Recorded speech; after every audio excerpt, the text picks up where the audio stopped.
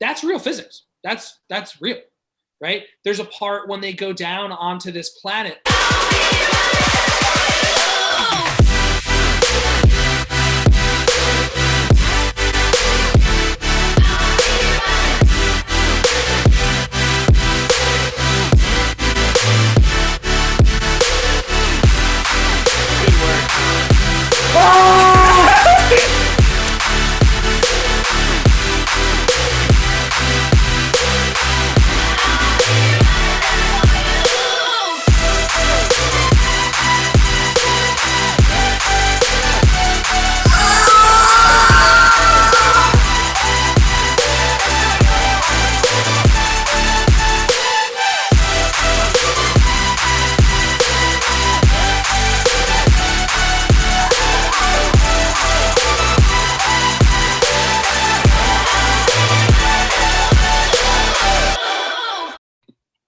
Welcome back to the Locker Room Podcast. I'm your host, Colin Javinsky. We got the OG co-hosts here, Ryan and Heffright. Oh, my God. We're going to get straight into it, and I'm going to introduce our guest. He's a science scholar and a baseball coach at Georgetown Prep, and his favorite thing is to say, you love to see it. It's Mr. Fenfert. Yeah. You love to see it. You do. You love to see it, boys.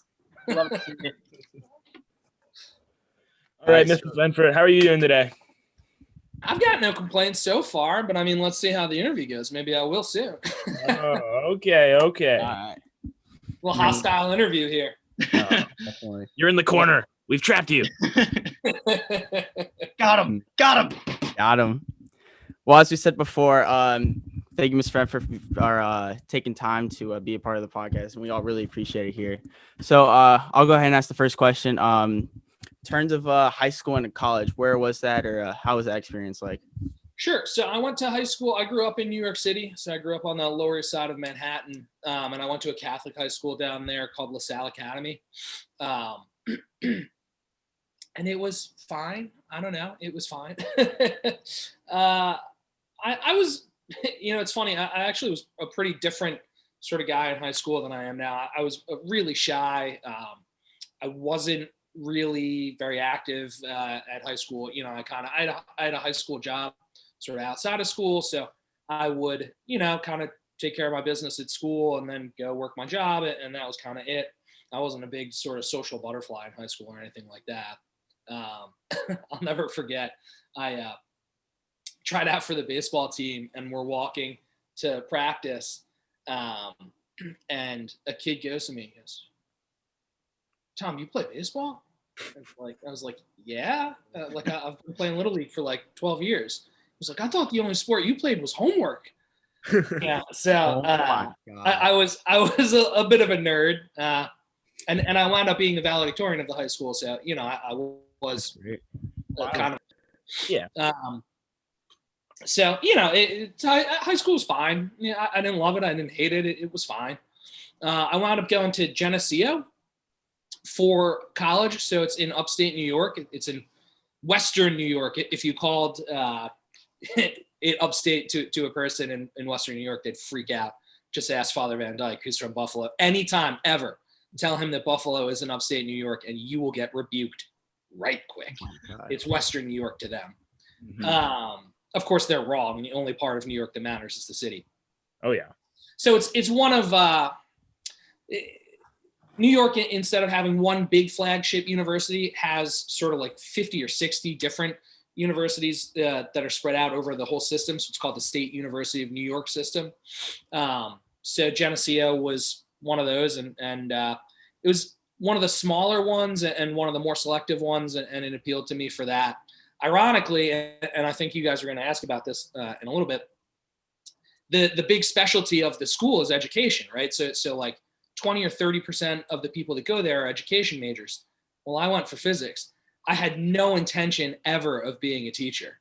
And it's funny to see that I went to an education school, didn't major in education, and then of course wound up being an educator. You know what I mean? Life's funny. Wow. So you kind of answered our next question kind of right there.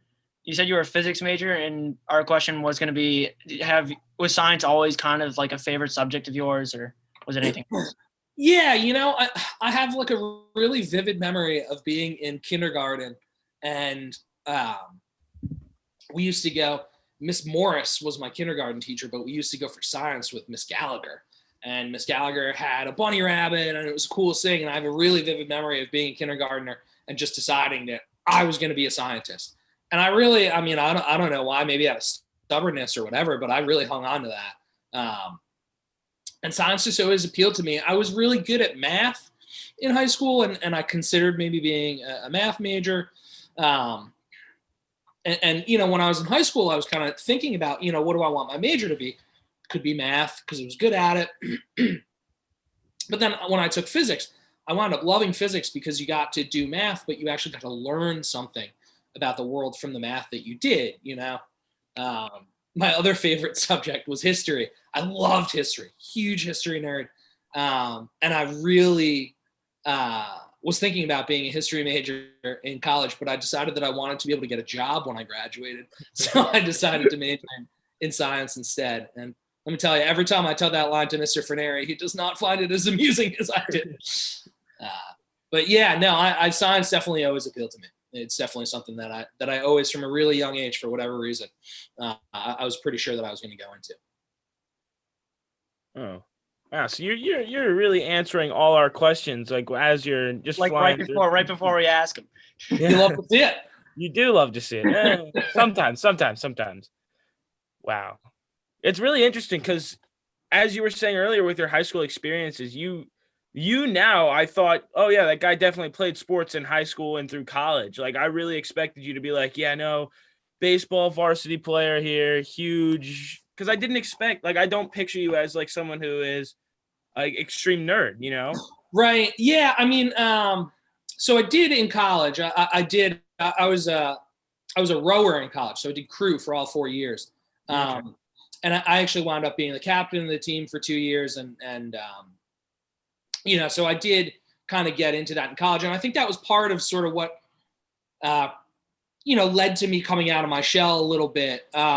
Like I said, I went for tryouts for baseball in high school, and I just not want to do it because I didn't really know anyone on the team. I didn't really have many close friends at the school in high school.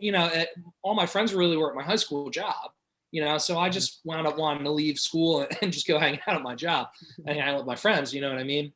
So I think I came to that a little bit more when I was in college, and doing the rowing.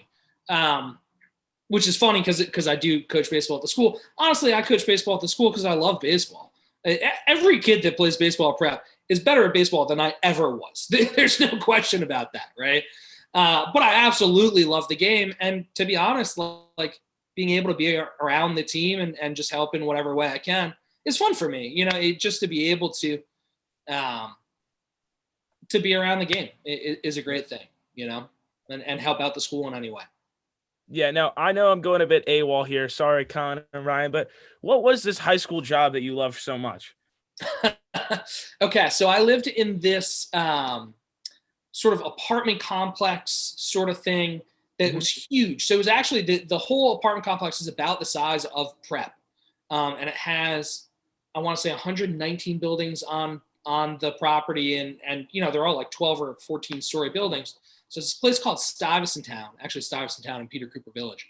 And it was built in the 40s for veterans coming back from World War II. My grandparents were actually original tenants. So both of my grandfathers fought in World War II, and they were able to get housing in Stuyvesant Town when they came back.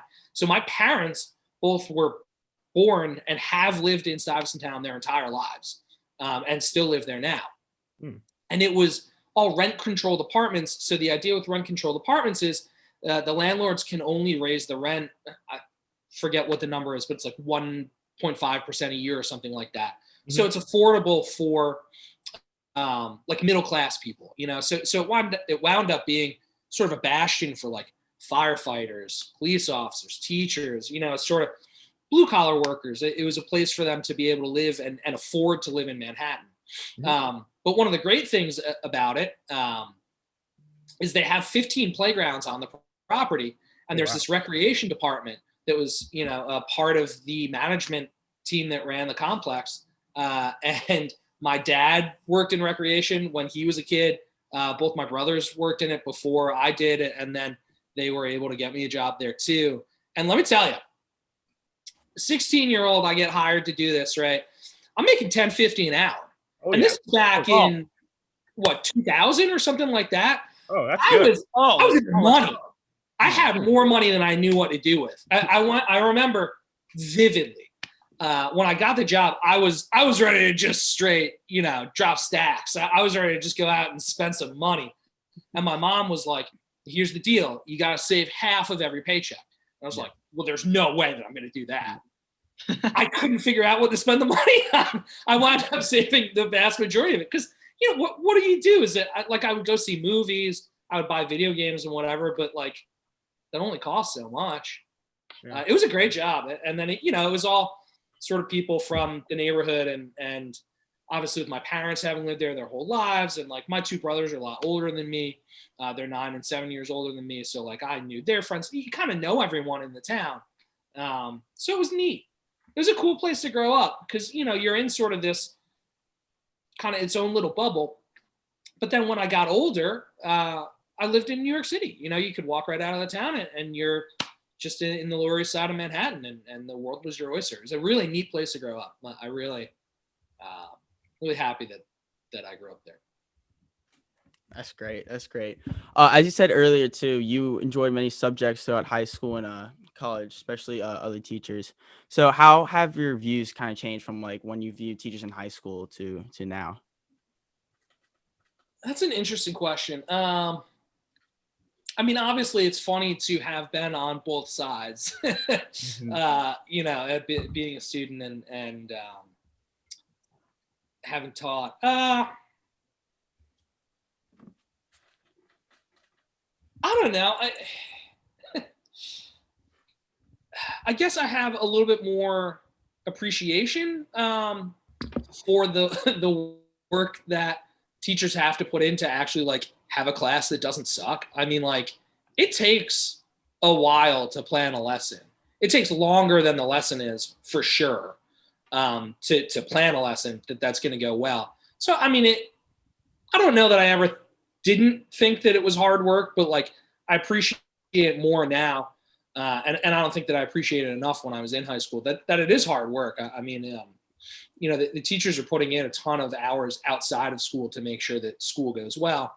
On the flip side of that, I also now appreciate that teachers wing it a lot more than I ever thought when I was in high school. I always assumed that teachers always knew what they were doing and were always, on top of everything. The amount of lessons that I had no idea what I was doing and I just walked in and winged it. You just do it. And like every teacher does it. And you do it because you have to do it. You're there for the 42 minutes. You've got to figure it out, Mm-hmm. And sometimes you just go in and you fire from the hip. And sometimes it goes really well and you're like, well, that went better than if I had actually, formally planned a lesson. Sometimes it really does not go well.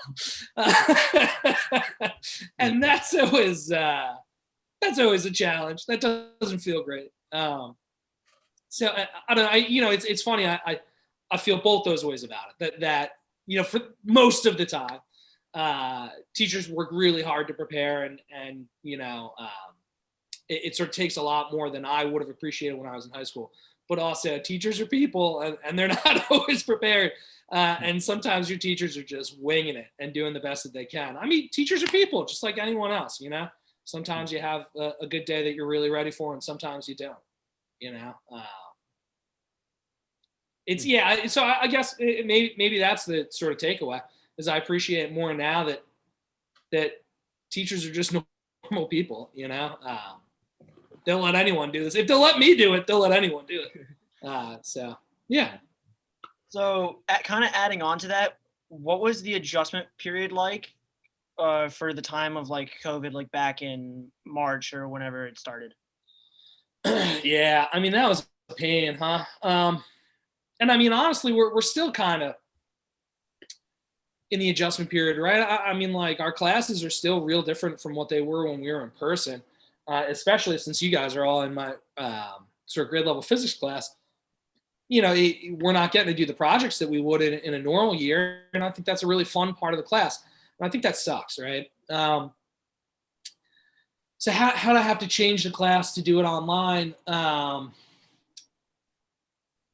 one, I wanted to go a lot slower. I wanted to be intentional about going a lot slower because I know that doing everything on Zoom sucks. And sort of having to spend all that time sitting in front of the computer and everything sucks, right? And I wanted to go slower so that I could sort of build in some more time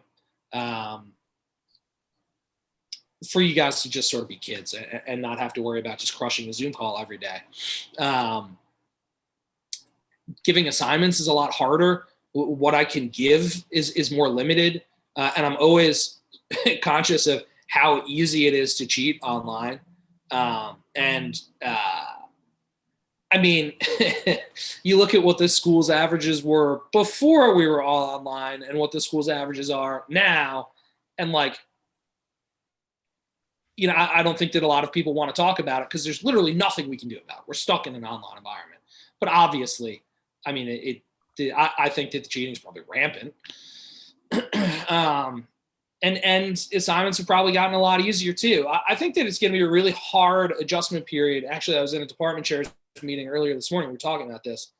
It's going to be a really hard adjustment period when we go back. Let's say, I mean, hope to God that next year can be just a completely normal school year. I think a lot of people are going to forget what actual school was like, you know, and that it moves faster, that the assignments are harder, that, you know, your grades are going to be more realistic and not everyone gets an A, you know. I worry about that, to be frank, about students being kind of angry at the teachers when we go back to business as usual. And I don't know what sort of a good way to shift back into that is, because I know that a lot of teachers are chomping at the bit to get back to business as usual. You know what I mean? And I think as a teacher, if we can come away from having to have taught in a crappy environment, in this online environment for a while, and come away with some ways that we can teach better once we're in person, that's a real good thing. That's a silver lining, you know? And hopefully we can sort of find some way to build that into our practice and be make the students a little bit more comfortable as we ramp back up into sort of regular school. You know what I mean? Mm-hmm. So that was a really long-winded answer to your question. No, it was a great answer though. I mean, you talked about all points of view from that.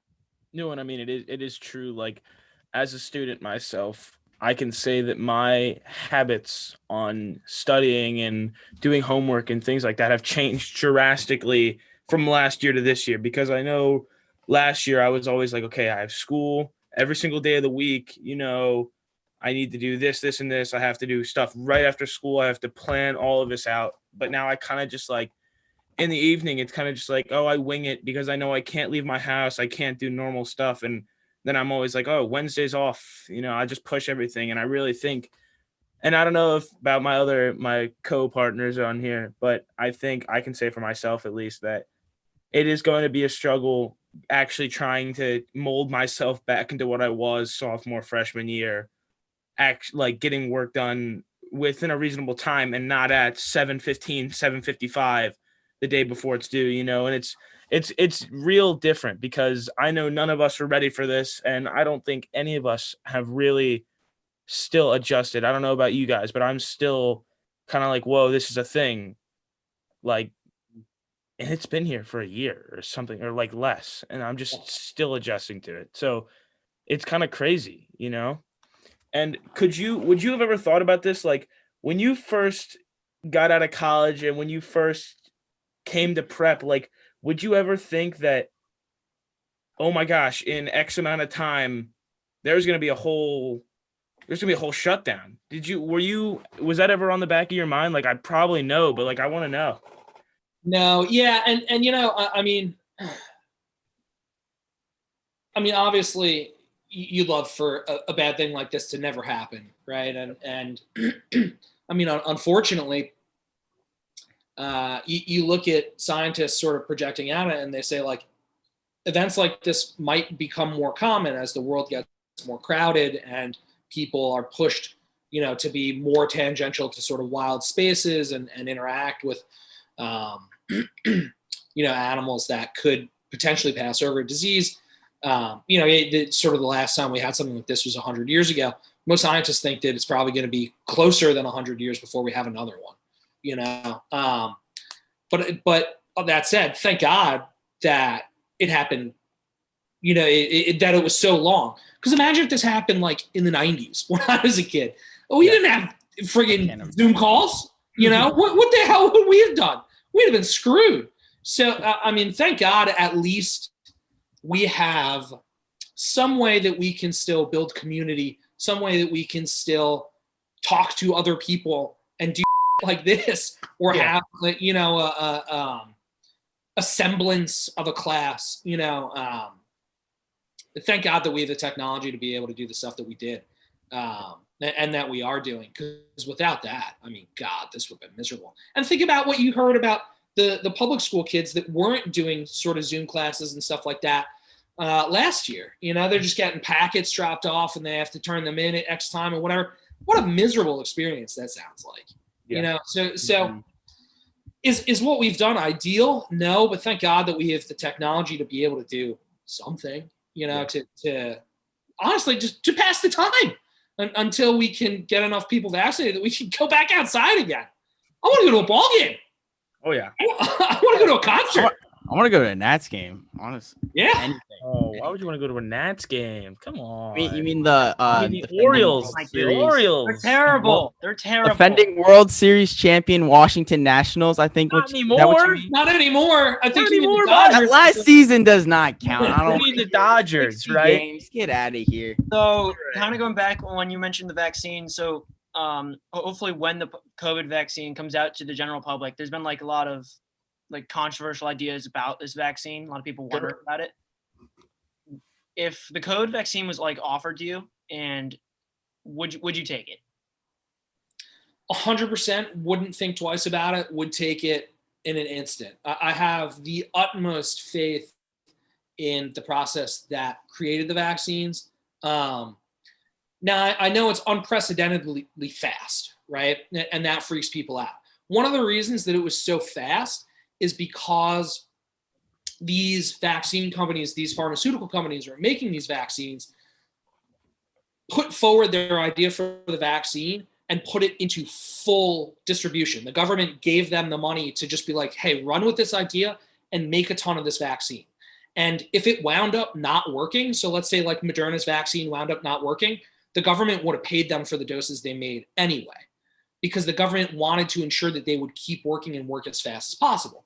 Now, a normal vaccine, you would sort of go through the science of it, and then you would make a small batch and test that, and then you would ramp up the production and stuff like that. They were doing all this crap at the same time, and that's why it was able to go fast. No corners were cut in any of the science and any of the testing. They just made the production go faster, and the government just assured these companies like, hey, if what you make doesn't work out, don't worry about it. We paid for it, and they just wanted to make sure that if the science worked out, that the vaccine's ready to go, So they followed regular FDA protocols. And I've spent a lot of time reading up and listening to sort of the science behind how the vaccines work. And it is this cool sort of new vaccine technology where instead of, let's say you get like the flu vaccine, right? They grow flu vaccines in like chicken eggs or something like that. And they actually like grow flu, and then they like kind of kill it or like injure it and then inject dead flu into you, right? And then your body's like, oh shit, what's this? Let's make some antibodies, and then you have antibodies for it. This vaccine, instead of doing that, they just they like did a genetic sequence of the coronavirus.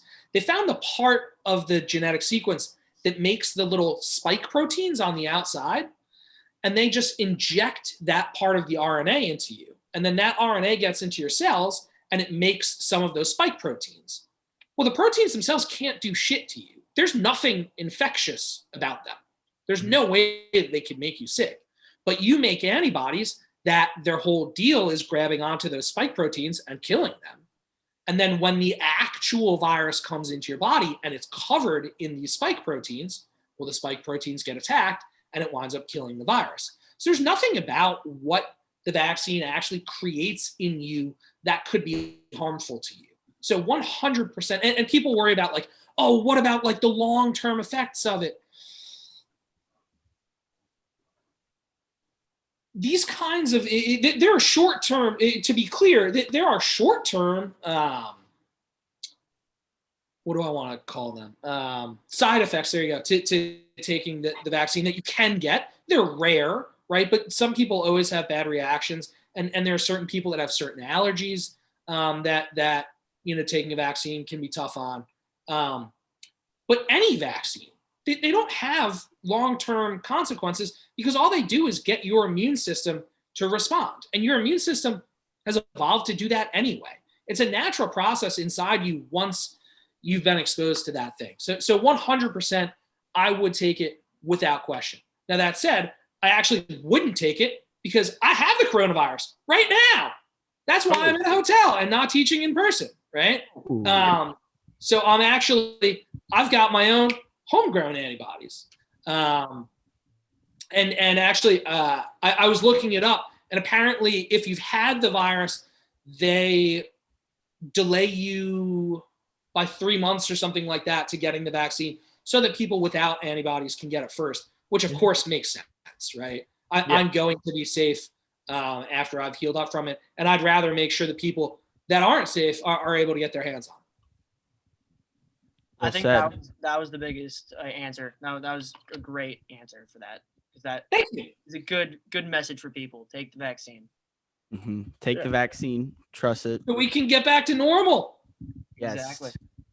We need to get back to normal. So as you were teaching physics for how many years you've been teaching, I gotta ask, what's like the craziest thing you've ever learned pretty much about physics? Like the most mind-blowing thing. I'm excited. Like best fact. I mean, okay, I've got two answers. Well, one of them is probably really hard to explain. Quantum physics and like special relativity were my favorite things. So before I was a teacher, I was going to get a PhD in physics, and I was doing research in sort of quantum mechanics stuff. And I really love quantum mechanics. Quantum mechanics essentially is the realm of like really small particles, and really small particles act really differently from like large scale things, and weird stuff happens. And the coolest sort of side effect of quantum mechanics to me that I think it's sort of hard to explain, but it turns out that particles are also waves, and that's true for light, but that's also true for mass. And if you get really down into the nitty gritty of physics, it turns out that we're all just a bunch of waves that have matter-like properties, but we're not actually a bunch of like little balls that are like glued together. We're just a whole bunch of waves that are just kind of hanging out. And that just like is trippy to me, that I'm just like a bag of waves that's talking to a whole bunch of other bags of waves. It's just, existence is weird. Existence is a weird thing.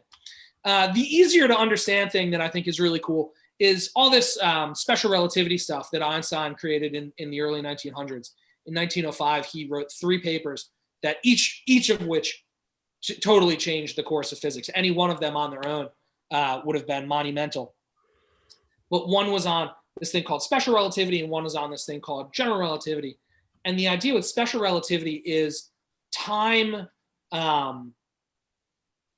isn't like a set quantity. Time can be experienced differently depending on sort of if you're moving or if you're not. Mm-hmm. So, for example, you guys ever see Interstellar? Yes. I was so confused by that movie. All of the ending really lost. The end of the movie, I have no idea what happened. No, that was so whack. You don't expect that. Like, come on, you can't do that to someone. So all of the physics in it, except for at the end when he goes into the black hole, right? That gets a little wacky. But remember when he gets on the spaceship and they like fly out to the other galaxy? Well, they're going really fast, and time moves slower for him than it does for his daughter, right? So when he gets to that sort of other galaxy, his daughter's like his age. That's real physics. That's real, right? There's a part when they go down onto this planet where gravity is really high. Time moves slower when you're in high gravity than it does when you're in low gravity. So they go down to that planet, come back out, and the guy who was on the ship aged like 20 years when they're down there for like 10 minutes. That's real stuff. So time, it's called time dilation. Time dilation, I'd say, is the coolest physics thing I've ever learned about. It's really neat, and it's experimentally proven. Like, it's not just a theory. They've proven it without a doubt. It's really neat stuff.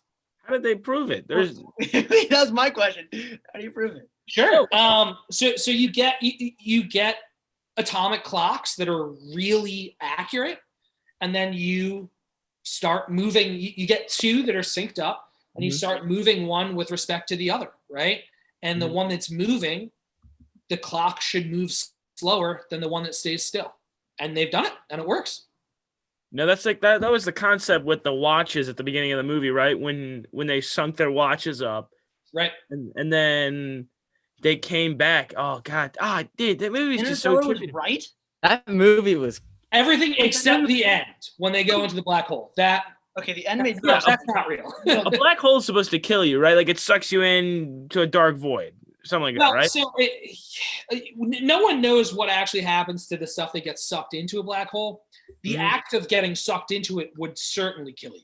The gravity would be so strong that, let's say that you went in like feet first, the gravity on your feet would be so much stronger than the gravity at your head that it would just pull your body apart. Like you would just get torn apart. It would be an excruciating way to die. Would not recommend. Yeah, that doesn't sound like a lot of fun. But I'm just Interstellar was right about like a lot of stuff then. It's really good times in Interstellar, yeah. That was the first movie I saw at the new iPic place. That movie theater is nice though. The one at near Pike and Rose. Yeah, it's nice if you have like it's very $80 to spend on $100 movie. Never been there. Never been there. I don't. It's like Regal Rockville. It's the only place to see the movie. Regal Rockville. It's like $13 a ticket or something like that. I don't know if they up their prices. It's great. And then you get the leather seats that recline, and it's exactly. You're gonna go to the ArcLight and sit in a cloth seat that can't recline. What are you, insane? For the same amount of money as the Regal Rockville? Get out of my face with that. Give me a break. And this is Bethesda. We're talking Bethesda. It's supposed to be like a luxury locale. Give me a break with that theater. I just realized I haven't been doing movie theaters in like a year. I'm just thinking about it right now. I know. I miss the movies. They took a big hit with COVID. I remember the last one I went to. Have you guys ever been to the one at the Rio, the Rio Center? Yeah, I know what you're talking about. Okay, so they used to have these cloth seats. I liked that before they renovated it, but they renovated it, right? And they have little tables over the chairs now. Oh, yeah. But listen, you can't move the table. So if you want to like put your leg up or like get comfortable, there's just a table there. That's a problem. No, and like I was trying to like I forget what movie I was watching. It was like Pacific Rim or it was something. And I just kept trying to move, but there was a table that just kept hitting my knee, and it really annoyed me. It was a bad experience. You write a very mean review, Fenfert. I was so sad because I had so much hope. A paragraph on Yelp or something.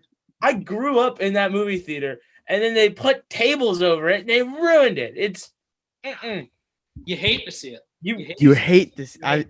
Yep, you hate to see it. Gosh, I think that's gotta be the first thing I'm gonna do. The second this is all over, I'm going to a movie theater. I don't know about you guys, but I'm going. It's absolutely. That and a concert. I love going to concerts. I'm going to a Nats game or a concert. I'm going to a sports game. What's your favorite concert? You keep talking about these concerts. Like you got to have that one concert that really just. Sure. So my favorite band is this band Fish. They're a jam band. I've seen them 44 times. Holy. And I can tell you exactly the show that's my favorite. I know because you can download and this is one of the coolest things about Fish, right? When you go to a show, you have a code on your ticket and you can download a recording of that show so that you can listen to it over and over again.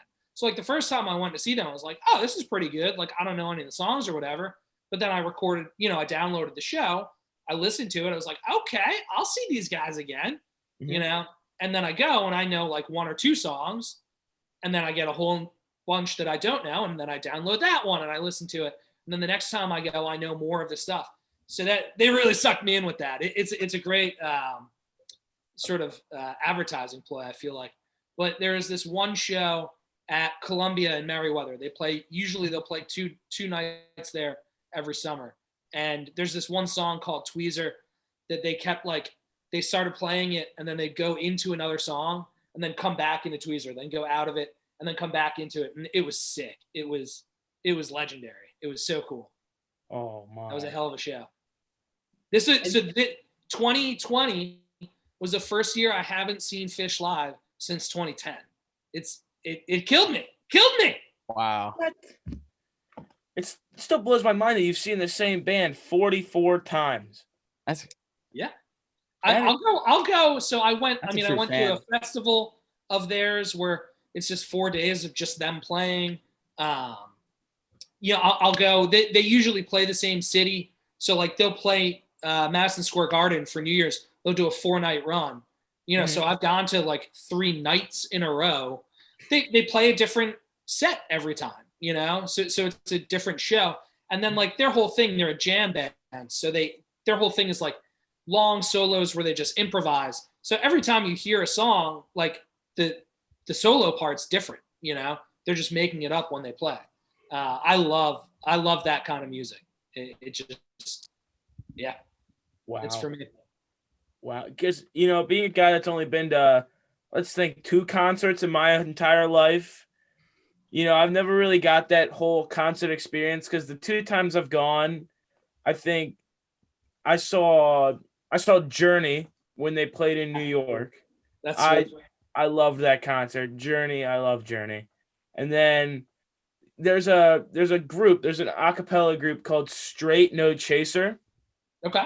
Right? So they were at Wolf Trap a couple years ago, and we went to see Wolf them. Trap is the best. I love Wolf Trap. I love Wolf Trap. It was great because we didn't have seats in the thing, but we were on top. The lawn. Yeah, the lawn is great. It's perfect because you could see the whole stage, you could see everything going on, and you're at a concert. Who needs to watch? You use your ears. Right. Yeah. Wolf Trap is great because you can bring in like a blanket onto that lawn, and they let you like bring in food and beverages. Yeah. Any kind of beverages. And you can, bring a big cooler and sort of just have a picnic and whatever. I've seen concerts there. I've seen lectures there and stuff. It's a great, and really anything that you can go and do there. Wolf Trap is just beautiful. It's just a great outdoor space. Yeah, it was great because I remember we got we go into our favorite sub place. I don't know where it is, but we got like Italian subs. We sat there, and then we got to meet the band afterwards, which is great because I think I don't know if they do it with all the groups that go there, but certainly with these guys, they all lined up at this one huge table, and you got to talk to them. They got to sign memorabilia. I have a signed disc somewhere over there, but it was a real good time. And I know I like personally coming out of this, I do want to go to more concerts. I've seen everyone having these great experiences at concerts that I've never like. Yeah. I mean, it's also like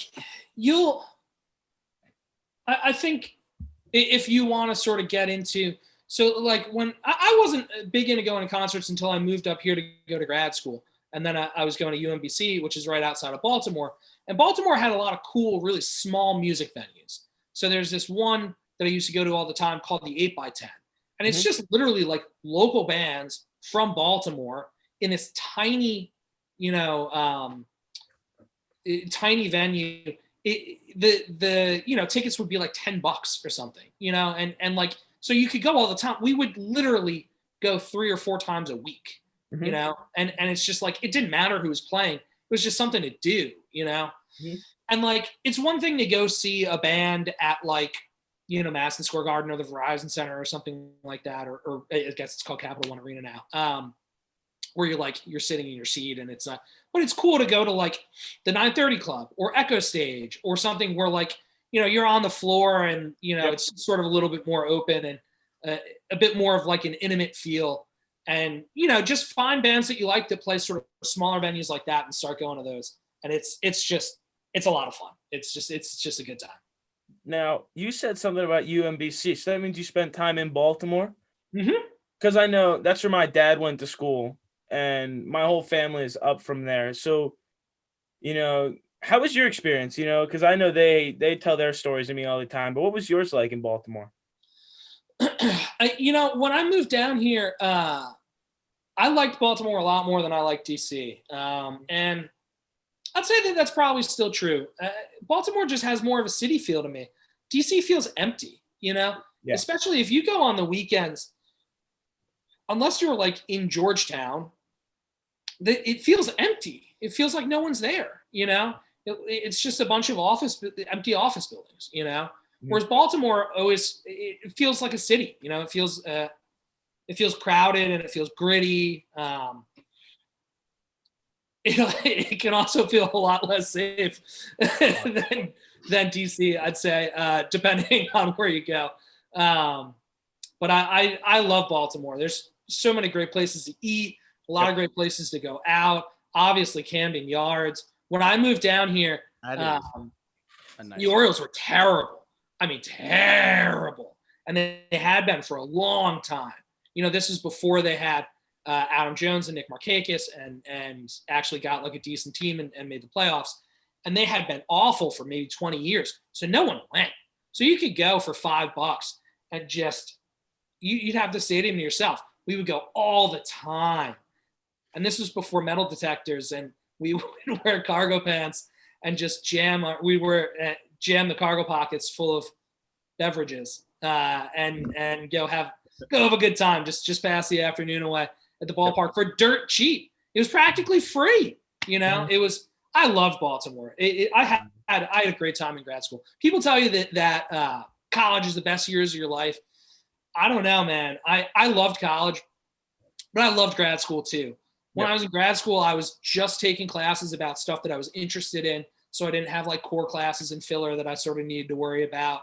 I wasn't doing sports anymore. And I loved sports, but I didn't focus as much on college as I probably should have. It was like I was going to become a professional rower or something. I was real hardcore about the rowing. Oh yeah. To the detriment of my, sort of paying attention in school. And how hard it was sort of makes you like, we had a cohort of 12 people or something like that. And we had this shared office space where each of us had a cubicle in it.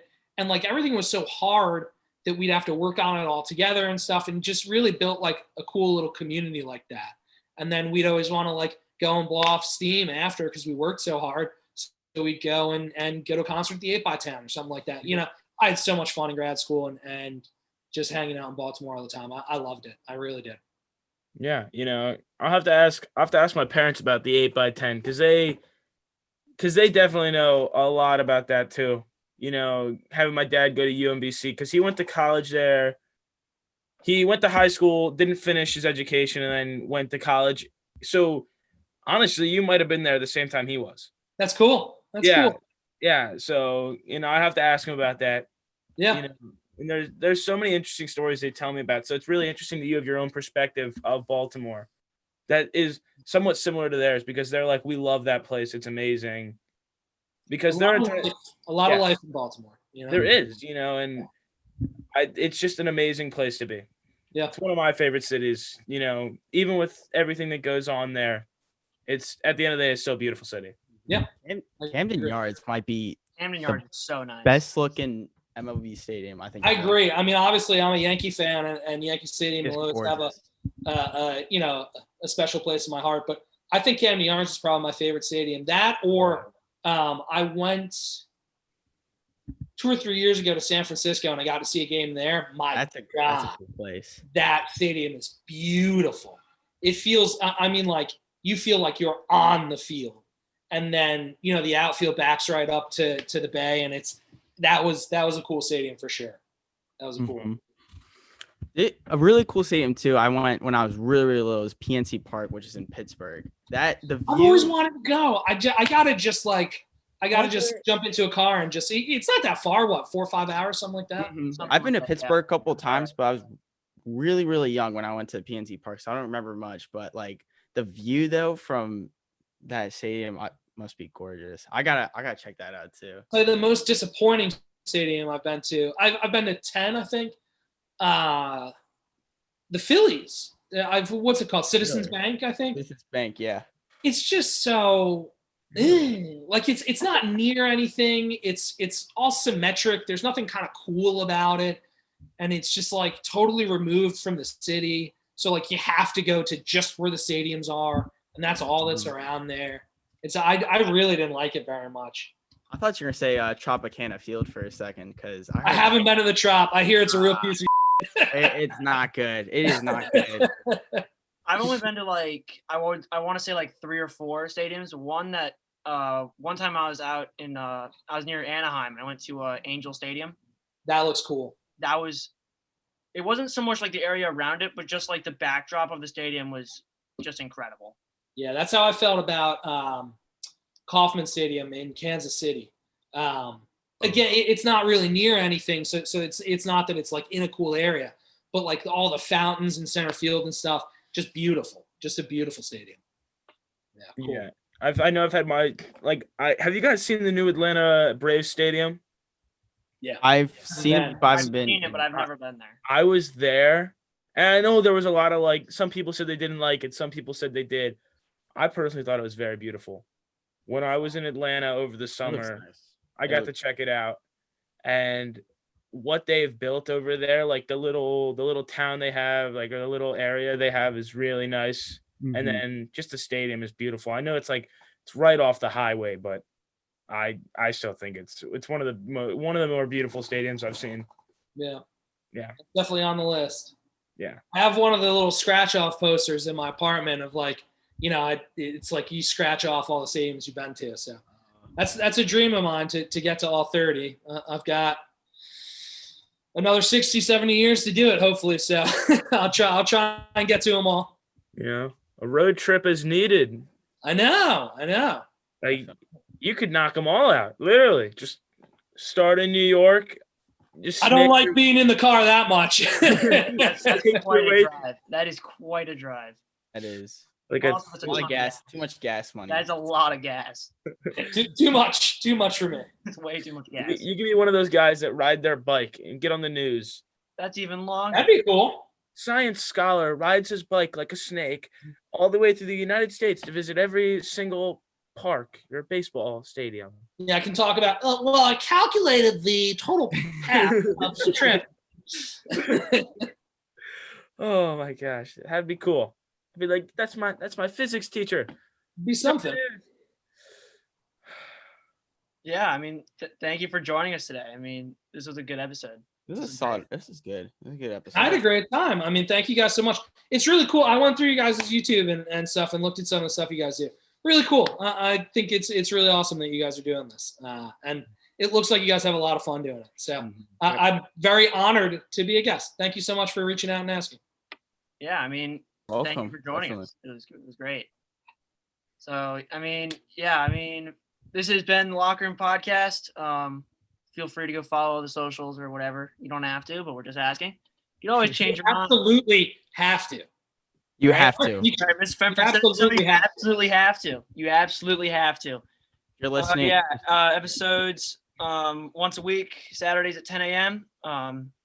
Till then, we'll have another guest for you then. But until then, thank you for joining us, Mr. Fenfert. Thank you.